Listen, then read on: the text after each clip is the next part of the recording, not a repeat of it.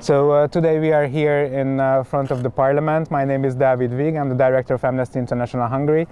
And I'm Luca Dudic, Executive Board Member of Harry Society. We are here today following a referendum that took place yesterday in Hungary, which turned out to be invalid. The referendum was initiated by this very Parliament behind me, following the adoption of propaganda legislation that eradicates LGBTQ-related content from most parts of the media and educational settings, that was passed in summer 2021. This very Parliament, following the initiation of the government, ruled for a referendum which took place yesterday and contained 4 homophobic and transphobic questions.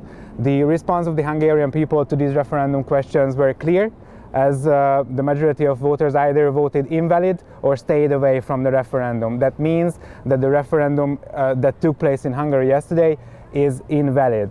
That is a clear signal of the Hungarian people towards the government and requires the government to revoke the legislation that was adopted in summer 2021, the propaganda legislation, as this referendum was used to legitimize the government's homophobic and transphobic campaign and the propaganda legislation from 2021. The voice of the people is clear. The government of Hungary must revoke this legislation. Amnesty International Hungary and Harry Society, along with 12 other civil society organizations, launched a campaign to invalidate the referendum, a campaign that was very successful. This was the most amount of invalid votes in the history of referendums here in Hungary, an incredible number, more than 1,600,000 people. So we are immensely grateful for all of the people who have been involved with this campaign. We have been working with more than 400 volunteers from all over the country who made sure that the news of our campaign could go to even the smallest settlements in Hungary. This wouldn't have been possible without them, and every one of the people who voted invalid in the referendum and who convinced their friends and families to support LGBTQI people, especially LGBTQI youth, with their invalid votes is, I think, an everyday hero, and we are very grateful for their support.